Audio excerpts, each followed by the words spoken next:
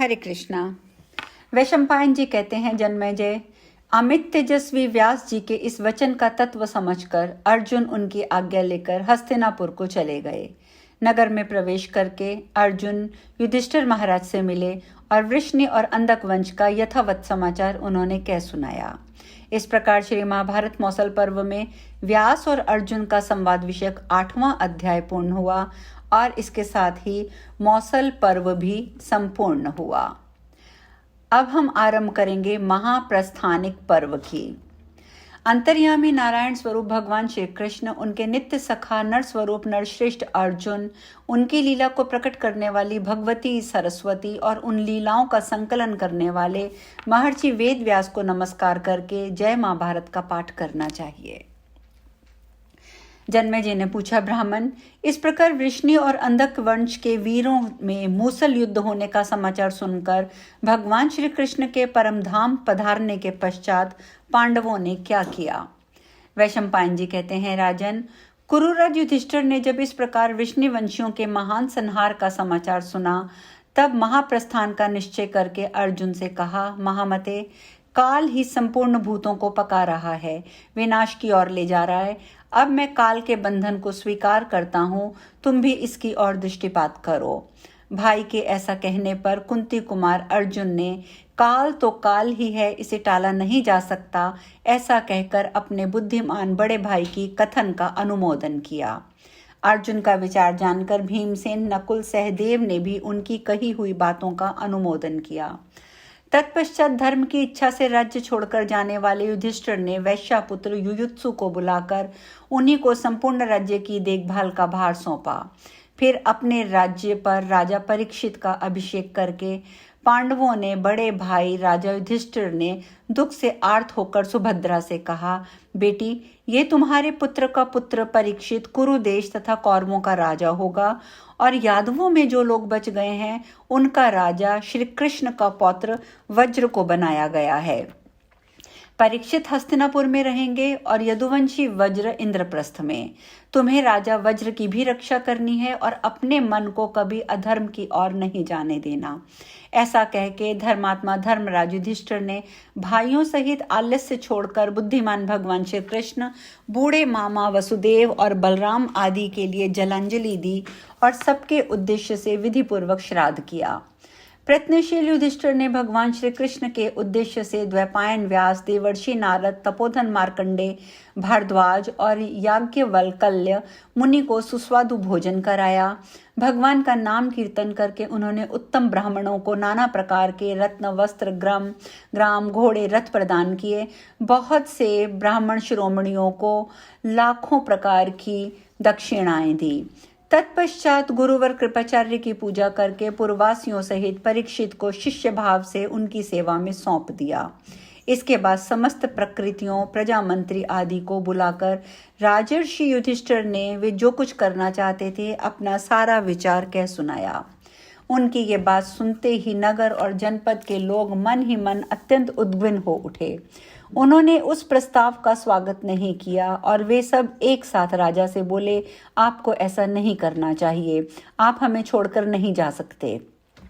परंतु धर्मात्मा राजा युधिष्ठिर काल के उलटफेर के अनुसार जो धर्म या कर्तव्य प्राप्त था उसे जानते थे, अतः उन्होंने प्रजा के कथानुसार कार्य नहीं किया।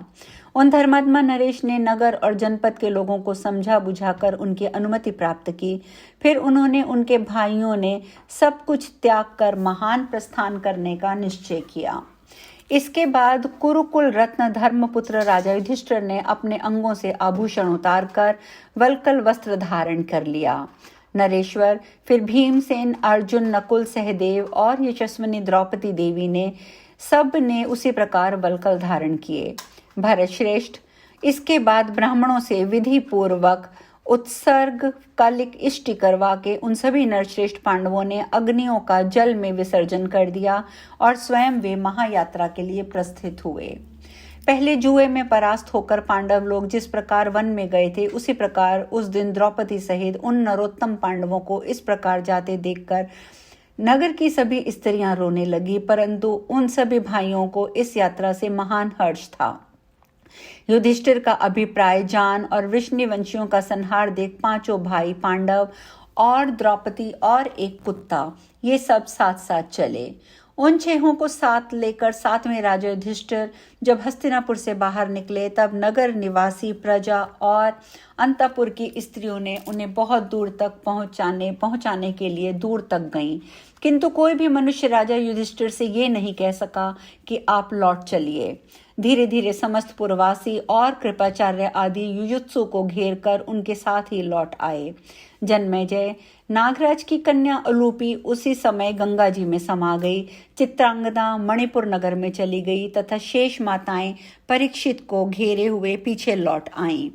कुरुनंदन तदंतर महात्मा पांडव और यशस्विनी द्रौपदी देवी सब के सब उपवास का व्रत लेकर पूर्व दिशा की ओर मुंह करके चल दिए। वे सब के सब योग युक्त महात्मा और त्याग धर्म का पालन करने वाले थे। उन्होंने अनेक देशों नदियों समुद्रों की यात्रा की। आगे आगे युधिष्ठिर चलते थे, उनके पीछे भीमसेन के पीछे अर्जुन और उनके पीछे क्रमशः नकुल और सहदेव चल रहे थे। इन सबके पीछे सुंदर श्यामवर्णा युवतियों में श्रेष्ठ द्रौपदी चल रही थी। वन को प्रस्थित हुए पांडवों के पीछे एक कुत्ता भी चला जा रहा था। क्रमशः चलते हुए वे वीर पांडव लाल सागर के तट पर जा पहुंचे। महाराज अर्जुन ने दिव्य रत्न के लोभ से अभी तक अपने दिव्य गांडीव धनुष और दोनों अक्षय तूणीनों का परित्याग नहीं किया था। वहां पहुंचकर उन्होंने पर्वत की भांति मार्ग रोककर सामने खड़े हुए पुरुष रूपधारी साक्षात अग्निदेव को देखा। तब 7 प्रकार की ज्वाला रूप जिह्वाओं से सुशोभित होने वाले उन अग्निदेव ने पांडवों से कहा, वीर पांडु कुमारों, मुझे अग्निदेव समझो। महाबाहु युधिष्ठिर, शत्रु संतापी भीमसेन, अर्जुन और वीर अश्विनी कुमारों, तुम सब लोग मेरी बात पर ध्यान दो। कुरुश्रेष्ठ वीरों, मैं अग्नि हूँ। मैं ही अर्जुन तथा नारायण स्वरूप भगवान श्री कृष्ण के प्रभाव से खांडव वन को जला चुका हूँ। तुम्हारे भाई अर्जुन को चाहिए कि ये उत्तम आयुध गांडीव धनुष को त्याग कर वन में जाएं। अब इन्हें इसकी कोई आवश्यकता नहीं है।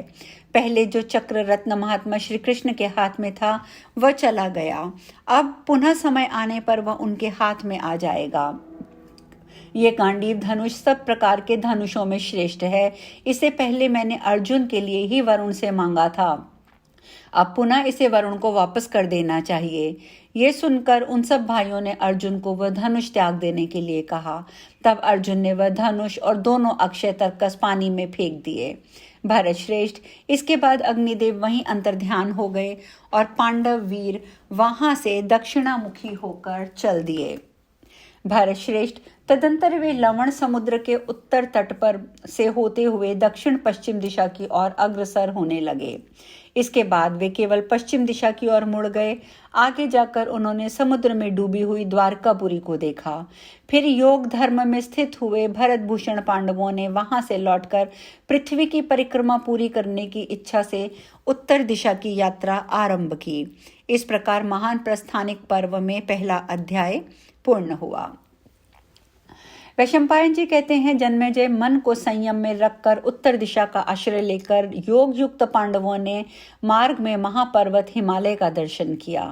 उसे भी लांघकर जब वे आगे बढ़े तो उन्हें बालू का समुद्र दिखाई दिया। साथ ही उन्होंने पर्वतों में श्रेष्ठ महागिरी मेरु का भी दर्शन किया। सब पांडव योग धर्म में स्थित हो बड़ी शीघ्रता से चल रहे थे। इतने में द्रुपद कुमारी कृष्णा का मन योग से विचलित हो गया और वह लड़खड़ाकर पृथ्वी पर गिर गई। उसे नीचे गिरी देखकर महाबली भीमसेन ने धर्मराज से पूछा, परम तप, राजकुमारी द्रौपदी ने कभी कोई पाप नहीं किया था, फिर बताइए कौन सा कारण है जिससे वह नीचे गिर गईं? युधिष्ठिर ने कहा, पुरुष प्रवर, उसके मन में अर्जुन के प्रति विशेष पक्षपात था। आज ये उसी का फल भोग रही है। वैशंपायन जी कहते हैं, जन्मेजय, ऐसा कहकर उसकी ओर देखे बिना ही भरत भूषण नरश्रेष्ठ बुद्धिमान धर्मात्मा युधिष्ठिर अपने मन को एकाग्र करके आगे बढ़ने लगे। थोड़ी देर बाद विद्वान सहदेव भी धरती पर गिर पड़े। उन्हें गिरा देख भीमसेन ने राजा से पूछा, भैया, जो सदा हम लोगों की सेवा किया करता था, जिसमें अहंकार का नाम नहीं था, वह माद्री नंदन सहदेव किस दोष के कारण धाराशाही हुआ?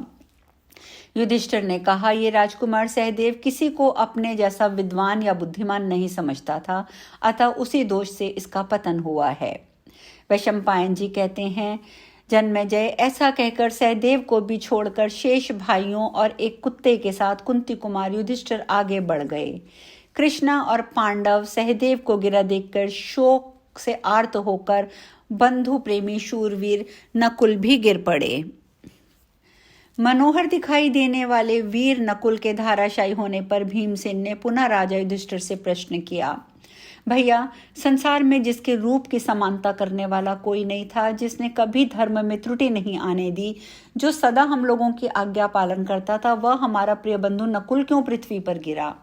भीमसेन के इस प्रकार पूछने पर बुद्धिमानों में श्रेष्ठ धर्मात्मा युधिष्ठिर ने नकुल के विषय में इस प्रकार उत्तर दिया, भीमसेन, नकुल की दृष्टि सदा ऐसी रहती थी कि रूप में मेरे समान कोई दूसरा नहीं है। इसके मन में ये बात बैठी रहती थी कि मैं ही एकमात्र सबसे अधिक रूपवान हूँ, इसीलिए नकुल नीचे गिरा। तुम आओ वीर, जिसकी जैसी करनी है उसका फल उसे अवश्य भोगना पड़ता है। द्रौपदी तथा नकुल और सहदेव तीनों गिर गए। ये देखकर शत्रुवीरों का संहार करने वाले श्वेतवाहन पांडुपुत्र अर्जुन शोक से संतप्त होकर स्वयं भी गिर पड़े। इंद्र के समान तेजस्वी दुर्गश वीर पुरुष सिंह अर्जुन जब पृथ्वी पर गिरकर प्राण त्याग करने लगे, उस समय भीमसेन ने फिर प्रश्न किया, भैया, महात्मा अर्जुन तो कभी परिहास में भी झूठ नहीं बोलते, ऐसा मुझे याद है। फिर किस कर्म का फल है कि इन्हें पृथ्वी पर गिरना पड़ा? युधिष्ठिर बोले, अर्जुन को अपनी शूरता का अभिमान था। इन्होंने कहा था कि मैं एक ही दिन में शत्रुओं को भस्म कर डालूंगा, किंतु ऐसा नहीं किया, इसी से आज इन्हें धाराशाही होना पड़ा। अर्जुन ने संपूर्ण धनुर्धरों का भी अपमान किया, अतः अपना कल्याण चाहने वाले पुरुष को ऐसा नहीं करना चाहिए। वैशंपायन जी कहते हैं, राजन, यूं कहकर राजा युधिष्ठिर आगे बढ़े और इतने में ही भीमसेन भी गिर पड़े। गिरने के साथ ही भीमसेन ने धर्मराज युधिष्ठिर को पुकार कर पूछा, राजन, जरा मेरी ओर तो देखिए, मैं आपका प्रिय भीमसेन यहाँ गिरा पड़ा हूँ। यदि जानते हो तो बताइए, मेरे पतन का क्या कारण है? युधिष्ठिर महाराज ने कहा, भीमसेन, तुम बहुत खाते थे और दूसरों को कुछ भी ना समझकर अपने बल की ढींग हांका करते थे, इसी से तुम्हें धाराशाही होना पड़ा है। यह कह के महाबाहु युधिष्ठिर उनकी ओर देखे बिना ही आगे चल दिए। एक कुत्ता भी बराबर उनका अनुसरण करता रहा, जिसकी चर्चा मैंने तुमसे अनेक बार की है। इस प्रकार महाप्रस्थान पर्व में द्रौपदी आदि का पतन विषयक दूसरा अध्याय पूर्ण हुआ।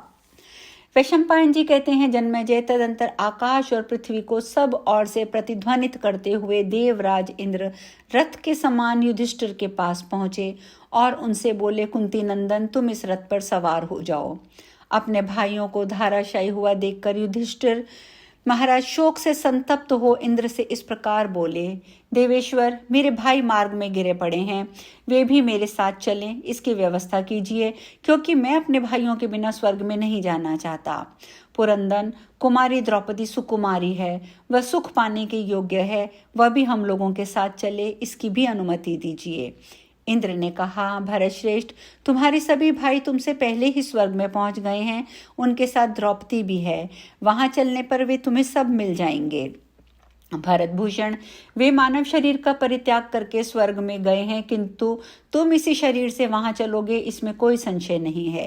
युधिष्ठिर बोले, भूत और वर्तमान के स्वामी देवराज, ये कुत्ता मेरा बड़ा भक्त है, इसने सदा मेरा साथ दिया है, अतः वह भी मेरे साथ चले, ऐसी आज्ञा दीजिए, क्योंकि मेरी बुद्धि में निष्ठुरता का अभाव है। इंद्र ने कहा, राजन, तुम्हें अमरता, मेरी समानता, पूर्ण लक्ष्मी और बहुत सी सिद्धि प्राप्त हुई है, साथ ही तुम्हें स्वर्गीय सुख भी उपलब्ध हैं। उस कुत्ते को छोड़ो और मेरे साथ चलो, इसमें कोई कठोरता नहीं है। युधिष्ठिर बोले, सहस्त्र नेत्रधारी देवराज, किसी आर्य पुरुष के द्वारा निम्न श्रेणी का काम होना अत्यंत कठिन है। मुझे ऐसी लक्ष्मी की प्राप्ति कभी ना हो जिसके लिए भक्त जन का त्याग करना पड़े। इंद्र ने कहा, धर्मराज, कुत्ता रखने वालों के लिए स्वर्गलोक में स्थान नहीं है।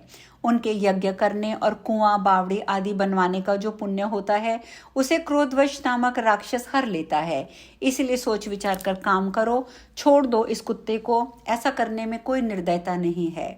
परंतु युधिष्ठिर महाराज बोले, महेंद्र, भक्त का त्याग करने से जो पाप होता है उसका अंत कभी नहीं होता, ऐसा महात्मा पुरुष कहते हैं। संसार में भक्त का त्याग ब्रह्म हत्या के समान माना गया है। अतः मैं अपने सुख के लिए कब किसी भी तरह से आज इस कुत्ते का त्याग नहीं करूंगा। जो डरा हुआ हो, भक्त हो, मेरा दूसरा कोई सहारा नहीं है, ऐसा कहते हुए आर्तभाव से जो शरण में आया हो, अपनी रक्षा में असमर्थ दुर्बल हो और अपने प्राण बचाना चाहता हो, ऐसे पुरुष को प्राण जाने पर भी मैं नहीं छोड़ सकता। ये मेरा सदा का व्रत है। इंद्र ने कहा, वीरवर, मनुष्य जो कुछ दान, यज्ञ, स्वाध्याय और हवन आदि पुण्य कर्म करता है, उस पर यदि कुत्ते की दृष्टि पड़ जाए तो उसके फल को क्रोधवश नामक राक्षस हर के ले जाते हैं। इसीलिए कहता हूँ, इस कुत्ते का त्याग कर दो। कुत्ते को त्याग देने से तुम देवलोक में पहुंच सकोगे। वीर, तुम अपने भाइयों और प्यारी पत्नी द्रौपदी का परित्याग करके अपने किए हुए पुण्य कर्मों के फल स्वरूप देवलोक को प्राप्त करो। फिर तुम इस कुत्ते को क्यों त्याग नहीं देते? सब कुछ छोड़कर अब कुत्ते के मुंह में कैसे पड़ गए? युधिष्ठिर महाराज ने कहा, भगवान, संसार में ये निश्चित बात है कि मरे हुए मनुष्यों के साथ ना तो किसी का मेल होता है न विरोध। द्रौपदी और तथा अपने भाइयों को जीवित करना मेरे वश की बात नहीं है। अतः मर जाने पर मैंने उनका त्याग किया है, जीवित अवस्था में नहीं किया। शरण में आए हुए को भय देना, स्त्री का वध करना, ब्राह्मण का धन लूटना और मित्रों के साथ द्रोह करना, ये 4 अधर्म एक, और भक्त का त्याग दूसरी ओर। मेरी समझ में ये अकेला ही चारों के बराबर है। वैशंपायन जी कहते हैं, जन्मेजय, धर्मराज युधिष्ठिर का यह कथन सुनकर कुत्ते का रूप धारण करके आए हुए धर्म स्वरूपी भगवान बड़े प्रसन्न हुए और उन्होंने युधिष्ठिर महाराज की प्रशंसा करते हुए मधुर वचनों में इस प्रकार बोलना आरंभ किया। साक्षात धर्मराज ने कहा, राजेंद्र, भरत नंदन, तुम अपने सदाचार, बुद्धि और संपूर्ण प्राणियों के प्रति होने वाली इस दया के कारण वास्तव में सुयोग्य पिता के उत्तम कुल में उत्पन्न सिद्ध हो रहे हो। बेटा, पूर्व काल में द्वैत वन के भीतर रहते समय भी एक बार मैंने तुम्हारी परीक्षा ली थी, जबकि तुम्हारे सभी भाई पानी लाने के लिए उद्योग करते हुए मारे गए थे। उस समय तुमने कुंती और माद्री दोनों माताओं में समानता की इच्छा रखकर अपने सगे भाई भीम और अर्जुन को छोड़कर नकुल को जीवित करना चाहा था। इस समय भी ये कुत्ता मेरा भक्त है, ऐसा सोचकर तुमने इन देवराज इंद्र के रथ का परित्याग कर दिया। अतः स्वर्गलोक में तुम्हारे समान कोई दूसरा राजा नहीं है। भरत, यही कारण है कि तुम्हें अपने इस शरीर के साथ अक्षय लोक की प्राप्ति हुई है। तुम परम उत्तम दिव्य गति को पा गए हो। वैशंपायन जी कहते हैं, यों धर्म कहकर धर्म, इंद्र, मरुदगण, अश्वनी कुमार, देवता और देव ऋषियों ने पांडुपुत्र युधिष्ठिर को रथ पर बिठाकर अपने अपने विमानों द्वारा स्वर्ग लोक को प्रस्थान किया। वे सब के सब इच्छानुसार विचरने वाले, रजोगुण शून्य, पुण्यात्मा, पवित्र वाणी, बुद्धि और कर्म वाले सिद्ध थे। कुरुकुल तिलक राजा युधिष्ठिर उस रथ में बैठकर अपने तेज से पृथ्वी और आकाश को व्याप्त करते हुए तीव्र गति से ऊपर की ओर जाने लगे। उस समय संपूर्ण लोकों का वृतांत जानने वाले, बोलने में कुशल और महान तपस्वी देव ऋषि नारद जी ने देवमंडल में स्थित होकर उच्च स्वर में कहा, जितने राज ऋषि स्वर्ग में आए हैं वे सभी यहाँ उपस्थित हैं, किंतु कुरुराज युधिष्ठिर अपने सुयश से उन सब को कीर्ति को आच्छादित करके विराजमान हो रहे हैं। अपने यश, तेज और सदाचार स्वरूप संपत्ति से तीनों लोकों को आवृत करके भौतिक शरीर से स्वर्गलोक में आने का सौभाग्य पांडुनंदन युधिष्ठिर महाराज के सिवा और किसी राजा को प्राप्त हुआ हो ऐसा हमने नहीं सुना है। प्रभो युधिष्ठिर, पृथ्वी पर रहते हुए तुमने आकाश में नक्षत्र और तारों के रूप में जितने तेज देखे हैं वे इन देवताओं के सहस्त्रों लोक हैं, इनकी ओर देखो। नारद जी की बात सुनकर धर्मात्मा राजा युधिष्ठिर ने देवताओं और अपने पक्ष के राजाओं की अनुमति लेकर कहा, देवेश्वर, मेरे भाइयों को शुभ या अशुभ जो भी स्थान प्राप्त हुआ हो मैं उसी को पाना चाहता हूँ। उसके सिवा किसी दूसरे लोक में जाने की मेरी कोई इच्छा नहीं है। राजा की बात सुनकर देवराज इंद्र ने युधिष्ठिर से कोमल वाणी में कहा, महाराज, तुम अपने शुभ कर्मों द्वारा प्राप्त हुए इस स्वर्ग लोक में निवास करो। मनुष्य लोक के स्नेह पाश को क्यों अभी तक खींचे चले आ रहे हो? कुरुनंदन, तुम्हें वह उत्तम सिद्धि प्राप्त हुई है जिसे दूसरा मनुष्य कभी और कहीं पे नहीं पा सका। तुम्हारे भाई ऐसा स्थान नहीं पा सकते। नरेश्वर, क्या अब भी मानव भाव तुम्हारा स्पर्श कर रहा है? राजन, ये स्वर्गलोक है। इन स्वर्गवासी देवर्षियों और सिद्धों का दर्शन करो। ऐसी बात कहते हुए ऐश्वर्यशाली देवराज ने बुद्धिमान युधिष्ठिर से पुनः अर्थयुक्त वचन कहा।